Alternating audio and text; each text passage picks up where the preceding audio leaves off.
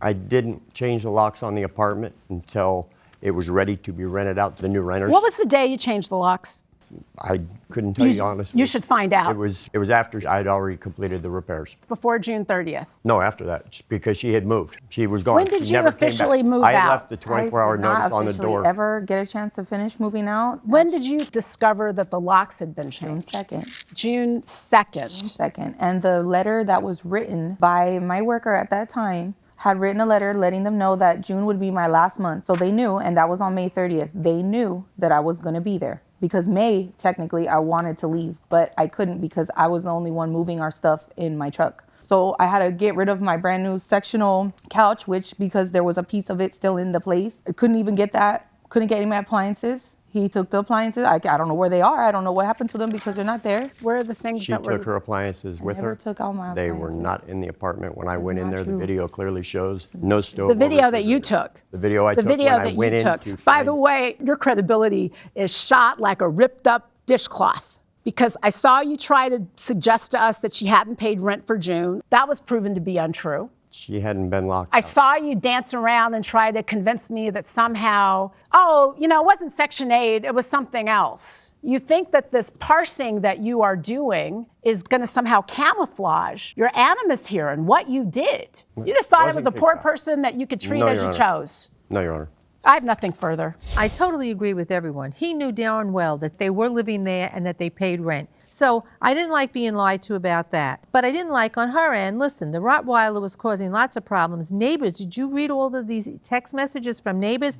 However, there is no list of damages. There is no evidence of what it would cost to fix those damages. So in my book, I think that she's entitled to get back her $4,050. I don't want to give statutory damages. I think the $4,050 is sufficient to Full amount of the make her security whole. deposit. Yes, absolutely. On top of the fact that there's no itemized list, I think that there was a real willful disregard of her rights, of her privacy. We can't give her $4,000 in statutory damages, but I'd give her, $450 in statutory damages and give her $5,000. No, you would have to give more than I'm that. sorry, let me do some math again. $950. I would give her $950 in statutory damages. He knew she was there. He went in and then decided that she was too messy, so he was going to lock her out. I mean, come on. I get all that, but I'm going to stick with the $4,050. I don't know whether he did or did not send a list. It was the landlord. They're saying they did. He doesn't know. She didn't have one. I mean, I get that he's all wrong. I really do. That's why I'm not holding anybody to anything other than just giving her back the money.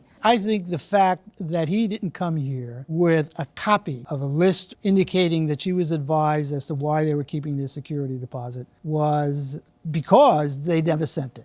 And I think that shows a callous disregard for her rights as a tenant. I have no problem giving her the maximum under those circumstances. I think what's making me more upset is that the actual landlord figured that without him being here, he did not have to face the music and dance. And so he stuck this guy who really, for whatever his responsibility is, he's not the owner of the building, he works for him.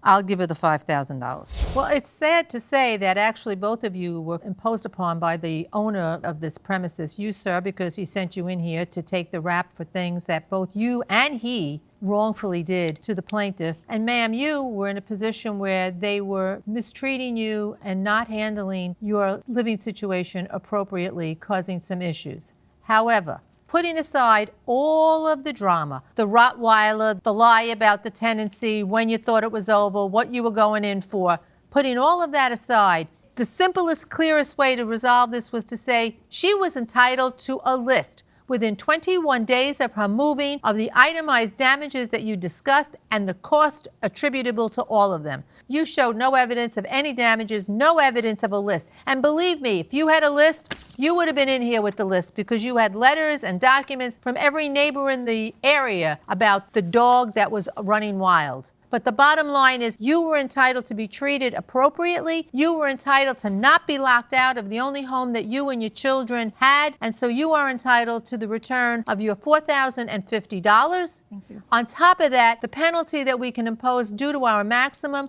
was $950. She is entitled to receive that penalty as well for your intentionally, one, misleading this court, and two, trampling on her rights as an individual, a mother, and a citizen.